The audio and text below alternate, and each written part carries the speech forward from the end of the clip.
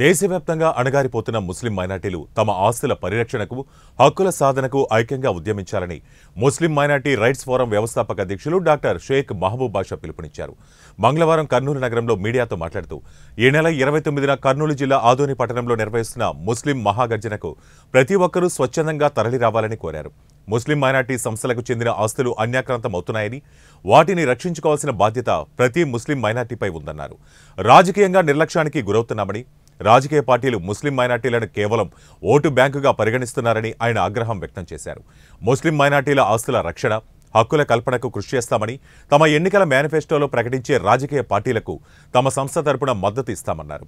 రాజకీయాలకు అతీతంగా ముస్లిం మైనార్టీ గర్జన నిర్వహిస్తున్నామని, తమ సొంత నిధులతో కార్యక్రమాలు చేపడుతున్నామని ఆయన వెల్లడించారు.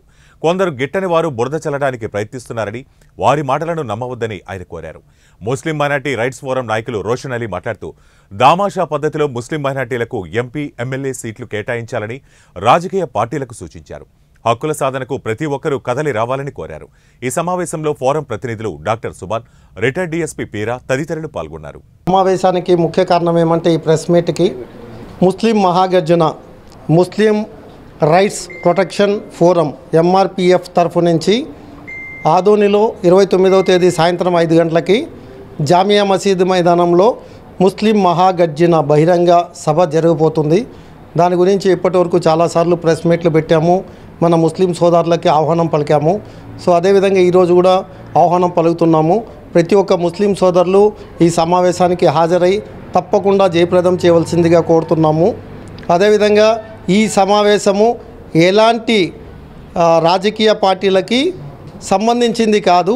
ఇది కేవలం ఒక మైనార్టీలు, పేదరికంలో ఉండే ముస్లింలు, అణగారిపోతున్న ముస్లింలు, మన ఆస్తులు, మన హక్కుల కోసమే ఈ పోరాటం. కాబట్టి దయచేసి ప్రతి ఒక్క ముస్లిం సోదరులారా మీ అపోహలు పక్కన పెట్టండి, మీకు ఎవరెవరో చెప్పే మాటలను పక్కన పెట్టండి. మీకు ఇప్పటి వరకు ఏమన్నా విరోధాలున్నా, విభేదాలున్నా హమ్ సభీ భాయ్ భాయ్ హై, హాత్ హాత్ మిలాయింగే, అప్నా దీన్ కు బచాయింగే और अपना हक्कों को बचा लेंगे అనే నినాదంతో ఈరోజు ముందడుగు వేస్తున్నాం. కాబట్టి ప్రతి ఒక్కరూ పాల్గొనాల్సిందిగా కోరుతున్నాం. ఎన్టీ రామారావు అడుగుజాడల్లో నడిచి ఆయన ఎక్కడుంటే అక్కడ పోయి తెచ్చుకున్న మేజర్ పార్టీ ఈరోజు 118 సీట్లు అనౌన్స్ చేస్తే ఏక్ నిరంజన్ ఒక్కరికి ఒక సీట్ ఇచ్చినారంటే ఈ పార్టీల మరి మనస్తత్వం ఎట్లా ఉంది, ముఖ్యంగా ఆ పార్టీ మనస్తత్వం ఎట్లా ఉంది. కాబట్టి ఇప్పుడు కూడా అన్ని పార్టీలకు హెచ్చరించేది, మాకు దాదాపు ఇంతకుముందే మేము రాసిచ్చాము 40 సీట్లు కావాలా 2 రాష్ట్రాల్లో ఉన్నప్పుడు. ఇప్పుడు 20 సీట్లకు తక్కువ అవసరం లేదు. 20 సీట్లు ఇవ్వడానికి మేము దాదాపు 6 సీట్లలో చక్కగా గెలవబోతున్నాం. 15 సీట్లలో మేము వాటిని డిసైడింగ్ ఫ్యాక్టర్గా ఉన్నాం. 5 సీట్లలో ఓడించే దాంట్లో ఉన్నాం. మేము 5 సీట్లలో మేము అనుకుంటే ఓడిస్తాం. 15 సీట్లలో డిసైడ్ చేస్తాం మేము ఎవరిని గెలిపించాలో.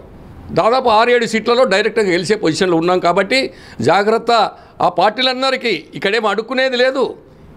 మా ఓటుకి హక్కు ఉంది, విలువ ఉంది. కాబట్టి అన్ని పార్టీలకు మేము విజయమంటే కనీసం 10 సీట్లన్నా కూడా మా మైనార్టీస్ ముస్లిమ్స్కి ఇవ్వవలసిందిగా మేము రిక్వెస్ట్ చేయడం లేదు, డిమాండ్ చేస్తున్నాం. వచ్చిన సీట్లలో ఎవరైతే ఇచ్చినారో కనీసం వాళ్ళనైనా గెలిపించుకుందామని మా ముస్లిం సోదరులందరినీ కూడా రిక్వెస్ట్ చేస్తున్నాం.